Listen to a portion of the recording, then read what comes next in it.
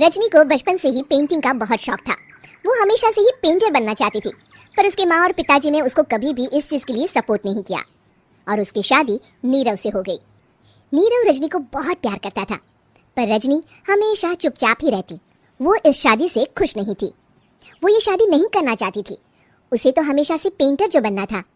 अपने इस सपने को वो नहीं पूरा कर पाई, इसलिए वो हमेशा उदास रहती थी। रजनी, बहुत ही बढ़िया फिल्म लगी है, कल देखने चले? नहीं जी, कल मुझे बहुत काम है, मैं नहीं जा पाऊंगी। अच्छा तो कोई बात नहीं, संडे को चलते हैं। देखिए, मुझे फिल्म देखना पसंद नहीं है, आपको जाना है तो चले जाइए। नीरव को मना करके रजनी वहां से चली जाती है और अपने बैग को खोलकर उसमें बंद पड़े ब्रश और कलर्स को देखकर रोने लगती है। रजनी, चलो ना कहीं बाहर खाने चलते हैं, कुछ तुम्हारी पसंद का। जी मुझे नहीं जाना, मेरी तबीयत ठीक नहीं है। रजनी वहां से चली जाती है। नीरव को समझ नहीं आता कि रजनी उससे इतना दूर क्यों रहती है। वो जब भी उसके साथ वक्त बिताना चाहता है, रजनी कोई ना कोई बहाना बना देती है। एक दिन घर पर कोई नहीं था। रजनी घर का सारा काम जल्दी से खत्म कर लेती है। घर पर अकेले होने के कारण वो सोचती है कि वो आज पेंटिंग करेगी। वो अपने कमरे में जाकर पेंट ब्रशेस और कलर्स निकालकर जैसे ही कलर मिक्स कर रही होती है कि दरवाजे पर बेल बज जाती है। अब कौन आ गया इस वक्त? इतनी मुश्किल से तो मुझे पेंट करने का मौका मिला है। रजनी दरवाजा खोलती है तो उसकी सास अपनी सहेलियों के साथ खड़ी होती है और सब घर के अंदर आ जाते हैं। अरे बहू, सबको शरबत बनाकर पिला दे, बाहर तो बड़ी गर्मी है। जी। रजनी पेंट ना कर पाने से उदास हो जाती है। उसे गुस्सा भी आ रहा होता है कि उसने इस शादी के लिए हाँ क्यों कह दी। वो रसोई में जा रही होती है कि उसकी सास उसे रोकती है। बहू, सबके खाने का भी इंतजाम कर लेना, आज का लंच तो ये सब यही करेगी। हाँ। रजनी बिना कुछ कहे रसोई में चली जाती है। सबके लिए खाना बनाती है। सब खाना खाते हैं और रजनी घड़ी देखती है कि ये सब कब जाएंगे ताकि वो अपनी पेंटिंग कर सके। जब शाम होती है तब सब चले जाते हैं अपने घर। अरे बहू, सब तेरे खाने की तो बहुत तारीफ कर रहे थे, सबको बहुत अच्छा लगा खाना। आपको मुझे सुबह बताना चाहिए था ना कि आपकी सहेलियां आ रही है।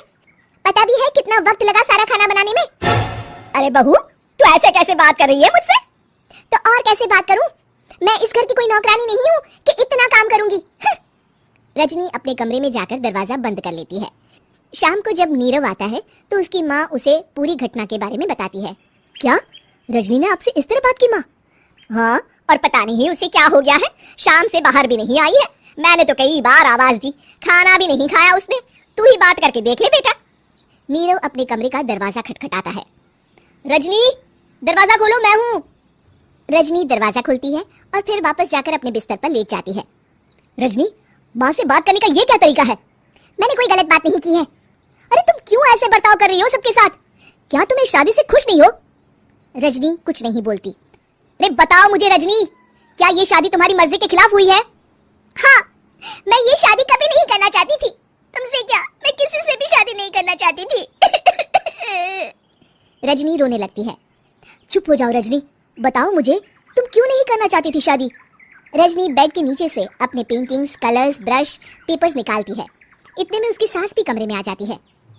ये देख रहे हो, ये थे मेरे सपने। मैं पेंटर बनना चाहती थी, पर माँ पापा ने कभी सपोर्ट नहीं किया और मेरी शादी करवा दी। मेरे सारे सपने टूट गए। हर वक्त बस गुस्सा आता रहता है मुझे। मैं जानती हूँ कि आप लोगों की इसमें कोई गलती नहीं है, पर मैं क्या करूँ, मुझे समझ में नहीं आता। रजनी फूट फूट कर रोने लगती है। मुझे माफ कर दीजिए, आप दोनों के साथ मैं बहुत बुरा बर्ताव कर रही हूँ। अरे रजनी बेटा, चुप हो जाओ तुम। नीरव पानी लेकर आता है। ये लो पानी पियो और शांत हो जाओ। रजनी पानी पीती है और उसकी सास पेंटिंग्स देख रही होती है।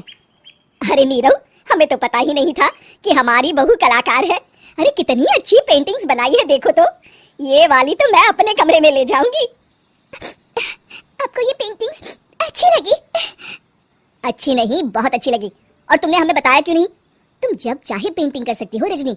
हम तुम्हारे सपनों को पूरा करने में तुम्हारा पूरा साथ देंगे। हाँ बेटा, हम कला की कद्र करते हैं। हम कलाकार तो नहीं, पर मुझे गर्व है कि मेरी बहू एक कलाकार है। रजनी, नीरव और सास तीनों हंस